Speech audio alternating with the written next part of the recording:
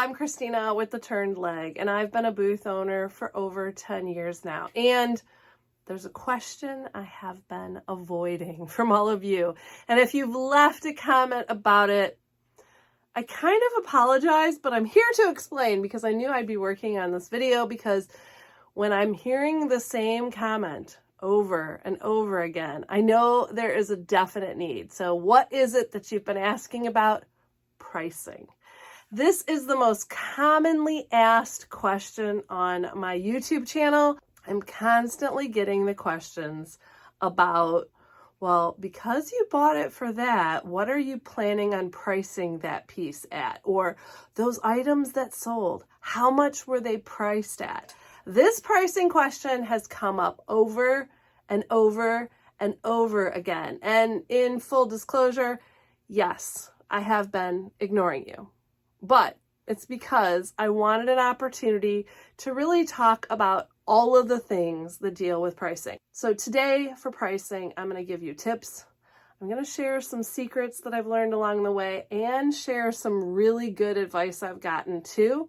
I will also tell you how I price at the end of this video. So make sure you stay tuned for that. Even though I've had an antique booth for 10 years, I will not say that I am 100% confident of all of my prices. I just got a pipe from a full-size organ as salvage. And I was looking at it, I'm like, well, what am I going to price this as? What are they going to even use it for? I sell a lot of salvage, so sometimes I get these unique pieces and I really have no clue. So I'm hoping today to give you tips and tricks that are going to help you with your prices. Now, why haven't I just come out and told you the prices that I sell things at when you ask in the comments? I mean, Christina, how hard would that be? It wouldn't be really hard, but I honestly have to say that there are so many factors of pricing, especially for your area. If I come out and say, oh, well, that dresser I sold for $130, there would be people immediately saying, what? Only $130? That is way too cheap. And then there would also be people on the other end of the spectrum saying, well, that is way too expensive. I would never get that price for that tiny little dresser. So it really does depend on your area. So although I'm going to share tips and tricks, although I'm going to tell you what I price things at, you need to also become an expert on what things are selling for in your area to be successful. One of the most important things I have learned about pricing over the year is that you literally will determine the profit you're going to make in your business when you buy your items, not when you sell them, because what you pay to bring in new inventory is going to determine what you can sell it at and how much money you've already taken out of your business for these items. So you really have to choose wisely. You make your profit when you buy your items, not necessarily when you sell. And if you think about that when you go shopping, I think it's really going to help a lot of us, and it might stop you from buying some items. Now, if you upcycle or paint or do a lot of restoring of furniture or antiques, there are going to be even more factors to take into consideration. Your time, your products you're using, and all of that extra expense is going to have to be tacked onto your price. And a lot of times my heart gets in the way and I'm like, I'm saving this piece. I just want someone to buy it. So you really have to think carefully when you buy a piece that's going to require a lot of time and effort and your work, if it's really going to be worth it in the end. Luckily, I am extremely grateful that a lot of the pieces that I find are curbside rescues, or I get them for hardly anything. So me putting a few hours of time or some paint or some other products into it, I'm still going to get my money out of it. But that's not always the case. I'm going to give you my pricing strategy in just a second, so stay tuned for that. But first, I want to give you a little bit of some of the best advice around pricing that I've gotten over the years. The first is you really need to be an informed antique dealer. And it is so difficult because there are so many things to become an expert in. Obviously, if you are niched down and you have glass and that is all you sell, it might be a little easier, but there's still a huge span of products and items. When I was a little kid, every weekend, my mom took me to antique stores and we went shopping. And sure, I found out a lot of names for things, and that has been extremely helpful over the years. So I have a little bit more exposure and experience. But in that time period, the prices have also changed a lot. So I'm still not an expert at prices. And trends have come and gone, which of course affect your prices too. There are resources that a lot of antique dealers use, but I also think they're a little detrimental to their business. We were just recently talking with some of the dealers at Plaza Antiques, where I have my booth in Lincoln Park, Michigan. We were talking about something that I am sure if you're an antique dealer, you probably have heard about, and that is Google Lens, using the Google app on your phone, clicking on the little icon that takes a picture. You can take a picture of the item, and then you can find out more information about it and maybe even what it's selling for online. And of course, the minute we started talking about that, so many of the dealers said, yeah, but those prices are not accurate. And I have really found that to be true. Unless you're selling online, maybe it's a little bit more accurate. I don't know. Weigh in below. Let me know what you think about Google Lens. I know it's a hot topic, but in my area, if you are only using that as your resource, you better not go by those top prices because it's not going to help you sell your item. In fact, most of the time when I talk to dealers, if they're using that as a resource, they're going to choose the lowest price they see or even a little lower, or they're just going to say, well, I got a quick judge of how much kind of some people are paying for it, and then I figured out what I paid for it and how much I need to get out of it. So use it as a resource for identifying. It can be extremely helpful. I would say like 90% of the time, I am going to find the piece that I have on Google Lens, and I can give a more accurate description for the price tag. But as for using it solely for prices, it is not going to be helpful. I know dealers that only use Google Lens and they try to do like an average of the prices they see. And usually they are not selling really well because those prices are too high. I think another better resource is checking out other dealers in your mall. And more specifically, go to the dealers that are really good sellers and see what they're selling things for. Because they're probably hitting it perfect, right? Not too high and not too low, and that's why they're making the sales. If they're an established dealer, they're going to have a pretty good idea of how to price their items, and it's a great resource for you. Another thing I want to tell you, besides just kind of wandering around and looking at items and what they're priced at, is you want to make friends with some of the dealers at your mall. Maybe you have like a table or a coffee station or something. Make a point of hanging out and chatting. I'm sure at some point pricing will come up, or someone will bring in some really cool stuff they just found that they're going to bring into the mall, and identification and pricing will come up there. One of the best pieces of information that I've been given over the years is this is not a museum. Your booth should not be a museum. You don't want to have the antique booth where people come in and like there's dust collecting because nothing has sold. It has not moved. So it's really important as you're putting your items in and as you're pricing things to figure out what you need to make on your items to price them reasonably, but also keep in mind to price them reasonably to sell. If your antique booth is just another spot where you can store your collection, maybe this isn't the right business for you because I don't think you're going to be turning a profit. Another thing I probably should mention as we talk about pricing is I'm sure you've all heard the stories and I'm sure you want to be a part of the story. Like, I only paid $1 for this and it's like worth millions and you can retire and live comfortably after selling this one item.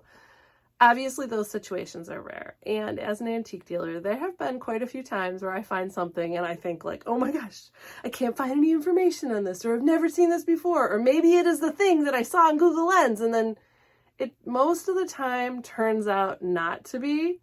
And that's why you really kind of shouldn't be living your life trying to find that one solo treasure that's going to help you cash in. I mean, I'm sure it happens. And I bet there are people in this group that have some pretty good stories. My amazing treasures that are worth more seriously only are worth like $100 or something, but it still has been exciting for me.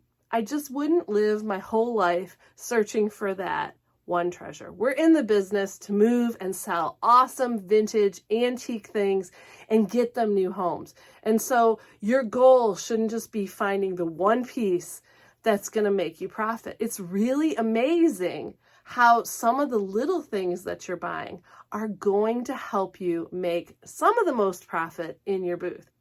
And if you haven't already seen the video where I talk about what is selling for me now, I think you're going to be surprised. The things that are the meat and potatoes that make up the bulk of my sales, that help me with my rent, are not always the huge and impressive items. So make sure you're also stocking your booth with a whole bunch of smaller items. Don't forget, smalls will really help you make the rent. And if you're having a hard time, if you're struggling with paying the rent, then you need to get a lot of smaller priced items into your space so that the people will kind of go, oh, well, that's only $5.99. Well, that's nothing. I really want that. Everybody has a couple of dollars to spend on something frivolous for themselves. So make sure in your booth you have a wide range of items so that you can meet the needs of your customers. This is what you've been waiting for. You want to know what I do. You want to know how I price. So one, I buy the lowest I can. And that's probably not something you're going to find out immediately, is where you can get the consistent good prices. And it might fluctuate. It might change. Like for instance, thrift stores near me, they seem to take turns. There's certain thrift stores that were more reasonable. Now they're more expensive. And you just have to keep visiting and shopping around. So you have to go out there and see where you can source your inventory. Maybe you're going to be thrifting. Maybe you're going to be going to flea markets. Maybe you're going to hit garage sales. I also want to say that there are antique dealers and just resellers that are much better at certain things. I have another dealer friend who is amazing at garage sales. She can go to, citywide garage sales and just clean up. And she's even told me, like, I can get all my shopping for my booth done over the summer when those garage sales are going on. And I literally will go to the same cities and just have very little luck. It's just, I'm not great at it. So I know for me, that's probably not going to be my number one resource. Do I still go? Of course. Do I still look around? Definitely. But for me, I seem to do better in other areas. So not only shopping around and checking all of the sources, but you have to find out what works well for you and what's really good for you. Another thing that works well for me is my junk army. And really all that is are family and friends that I'm always reminding people that I have a business. If they're looking to get rid of stuff, I'm happy to come pick things up, use what I can for my business, donate the rest, help them clean out their houses, occasionally pay for some of the items. But that has really helped me a ton. And my friends and family are supporting me without paying a penny. They're helping my business and they're getting some of their treasures cleared out too. So if you've never put a little ask out reminding friends and family what you're looking for, maybe this is your friendly reminder that you might want to do it. Another spot that I have found deals are at other antique malls. And especially if you are traveling, you could check out all these places again. Like flea markets are going to be different. Thrift stores are going to be different. Some might be higher prices, some might be lower, but you need to go see. You can also keep your eye out for antique malls that have sales. When dealers are going out of business, you can usually capitalize on some really good deals of inventory for your booth. Another good place to find some good inventory at good prices are other antique dealers, maybe even at your mall. Everyone's always on the hunt for everything. Maybe if they know what you're looking for, they'll keep an eye out. If you're really searching for something, they're going somewhere, maybe you can work out a trade. Maybe you have some stuff that they want and it will work for your business. Another thing that you should do if you are a dealer, at least have been a dealer for a while, is I bet you have an inventory stash. now is the time to go search that stash. What you think is like, oh, it's all project pieces or there's nothing that I could bring in. I bet if you go take a look at it right after you watch this video, you're going to surprise yourself. You're going to find some things like, why is this sitting here? I could bring this into the mall. I am constantly trying to work on my little storage areas or my areas in my house where I've tucked things away and see, okay, what can I get out and get into the mall? Because it's not making you any money if it's sitting in your home. So go check your stash. If the brand of your booth is not salvage like mine, maybe you need to put something in those picture frames. You could use decoupage paper. You could use pretty pictures. I've even seen antique booths that have had framed doilies. I mean, how cool. Come up with something creative, put it in. I think it's going to amaze you because sometimes you don't have to do as much work on those project pieces as you think.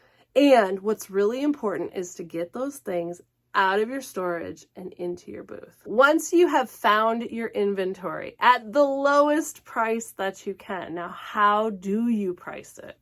A general rule of thumb is always 3 to 5 times what you pay for it. But I will tell you right now,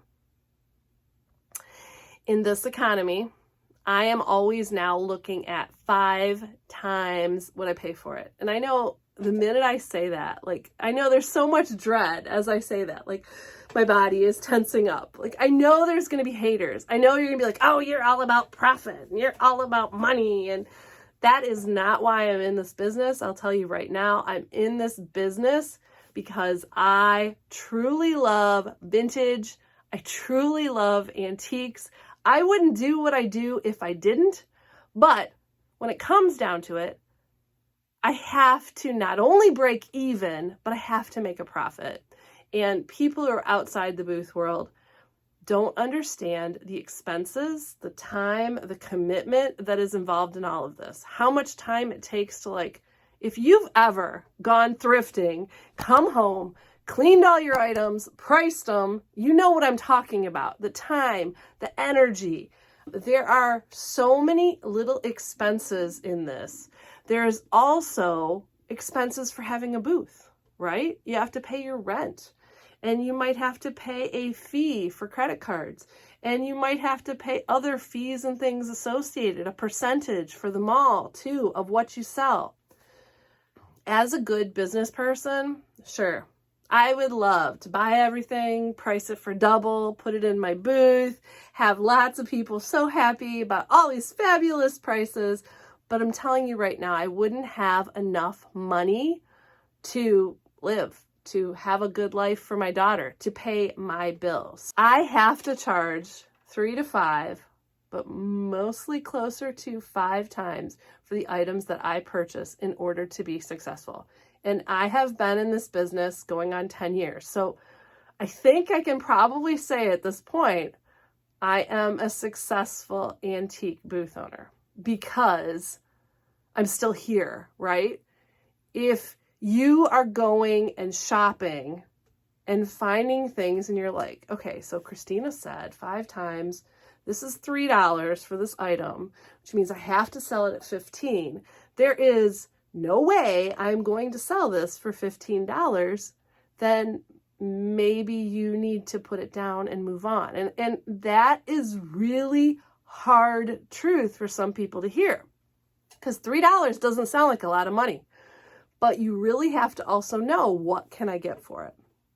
And if you are a newbie, that is like overwhelming. Like, how do I even know? What can I do? And I'll give you some examples from my recent trip to the flea market of items, what I paid, and what I'm selling them for.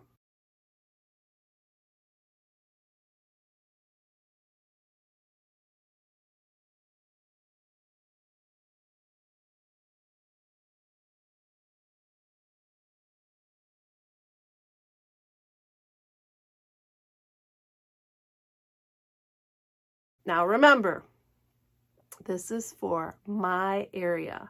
So prices in your area might be very different. There are exceptions for the 3 to 5 times markup. Sometimes it is worthwhile to you to not get the full 5 times. Obviously, the closer you can to that number, the better, or even higher if possible. If you're only paying $1 for something, it's worth a lot more.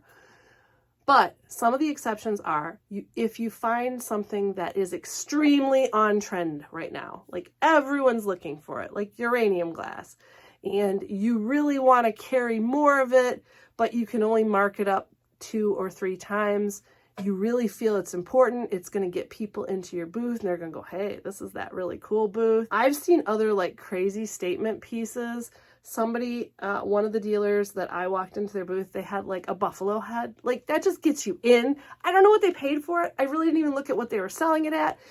Some amazing piece of antique furniture, some unique thing that you don't see very often. Usually it's a big statement piece. And the point of it is for people to go, wow, look at that booth. Let's go check it out. And usually you're not going to sell the statement piece immediately. Sometimes you do.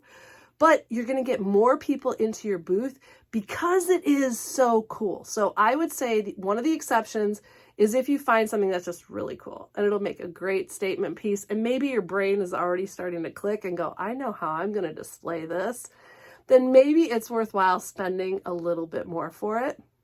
Another good example, and this probably doesn't happen very often, but if you are in an inventory drought and you just really need to get some inventory, maybe the holidays are coming up and your booth is going to be really busy and you just don't have furniture or something, you really need to fill, maybe you kind of take a hit so you can restock your booth. But really be careful doing that. Like I said, check your other sources first, check lower prices, check with friends and family, check your own stash. But if you're in a big time drought, or maybe like you always sell a lot of desks and right now you have no desks and you have this really cool desk and you're pretty certain it's going to move, every once in a while, paying a little bit more might be worth it. I also want to tell you another good time for an exception to the rule is convenience. There have been a few times that other dealers are going out of business at the antique mall and they have huge furniture pieces that perhaps I couldn't even have moved, or display pieces, and their prices, I can probably only double it, but it's already at the mall. I didn't have to move it because my van wouldn't even have held it. And it's a really cool piece. So in those cases, I do make an exception. And I've gotten a few pieces that way. And it has really helped me and my booth. And I didn't have to lift anything, which is a bonus, except like getting it to my booth. I didn't have to transport it into the mall. I didn't have to get it into my car. So keep that in mind. Convenience is always something to consider. Now you should feel like you have a pretty good idea of how I price. I buy as low as I can. I'm always in the hunt for the best resources in my area to find the best prices. Then I'm going to aim for 3 to 5 times a markup for that.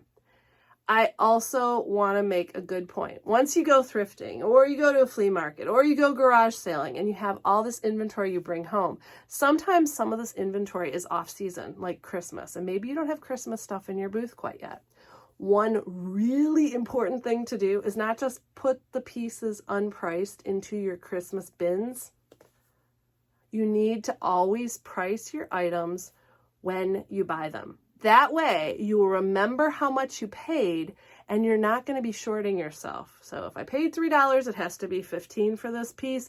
I'll put the price on, I'll pack it away, and I'm good to go. The other advantage of this is when you pull out the seasonal items, which is always a stressful time, you're always in a rush every time you're redoing your booth, you're going to have everything priced, and that is going to be a huge relief. So price your items, even the off-season, right after you buy them so you don't forget how much you paid. Because a lot of times I have found myself finding things in my stash and I'm like, I know what it's worth, but I don't remember what I paid for it. I hope I get my money out of it, and that's just not a way to run your business. I hope this has given you a good glimpse into how I price things. As an antique dealer, you need to trust your gut. Your job should be getting inventory, getting it into your booth, good stuff for your customers to shop and find unique treasures at good prices for your area. You're gonna also make mistakes. I've made plenty. Some of the mistakes I've made, even to this day, is that I've had other dealers in the antique mall sometimes buy a thing or two of mine and sell it at a higher price because I had it priced totally wrong. But you know what? I try to keep perspective that I got what I wanted out of it, and now they can get what they want out of it. I mean, that's the whole point of this business. And as long as I'm comfortable that I'm getting my 3 to 5 times, I'm good. And everything I talked about really becoming familiar with prices in your area. And that's something like, okay, Christina, but how? Google Lens is not your area. It's going to help you with naming. It's going to help you with figuring out what things are. It might give you a very rough range if you scroll all the way down of the prices. But I think what you can do to become an expert in your area is to familiarize yourself with your antique mall. Take some time, walk around. Look at what prices are. Go to other antique malls in your area. Do the same thing. Maybe even on your phone. Keep like a rough list, like old book prices range from $3 to $6. Obviously, if they're classics or something, there's always exceptions, but get some general guidelines so that when you price, maybe you can pull out your sheet and go, oh, okay. I will tell you too, a lot of dealers kind of get certain prices in their head and they stick with them for certain things. Also, knowing how much you paid for it is going to be a good guideline for your price too. Even if you can't find it, even if there aren't any more resources, if you're getting 5 times, you should be good for most items. If you really want to learn more, make sure you're hanging out with the other booth owners. Make sure you're making a point of sitting at the table, having coffee, maybe even pick up a few extra hours of being a cashier or helping out at the front desk. That will give you so much information. I hope you have found this video helpful. We have talked about pricing and how tricky it is. And if you're scared about your prices or you're not feeling good, not to worry, because you are not alone. We've also talked about pricing in your area is key, not what everyone else is doing. So you need to become an expert. Maybe make a cheat sheet that you can keep with you or something on hand. You know, sometimes what I'll do with a price tag is I'll write it all out. And then I'm like, I know I have more similar items in my booth. So when I get to my booth, I'm going to see what I price those at and see if that'll be a good price. This will help you. And the more you price things, the better you're going to get on most things, but there still will be surprises along the way. We've also talked about exceptions. So there's always exceptions for the rule. Don't beat yourself up on things if you know, oh, well, I can only sell it for double. Sometimes there is a time and a place to do that. But I hope you found this helpful. And I'm sure there are probably a few of you that still have questions. So feel free to put them down below if you still have a question or two. I really love this amazing community of booth owners that are on this page who watch these videos. I appreciate you guys so very much. I do want to tell you, with Mother's Day weekend coming up, I think I'm going to take a little break on my videos just to have a little extra time. I also have a junk garden to kind of get up and running, so I want to just take a little time and do that. I also encourage all of you hardworking booth owners that if you need a little bit of time, make sure you're taking it for yourself too.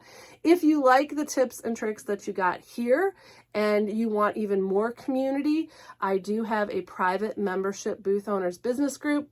All of the information is down below. Feel free to check it out. We would love to have you in the group. Thank you guys so very much for watching. I hope this has been helpful for you. And you expert booth owners who have been in the business a really long time, if you have more tips and tricks for pricing, put them down below. Let's help one another. Now get out there to salvage, repurpose, and create.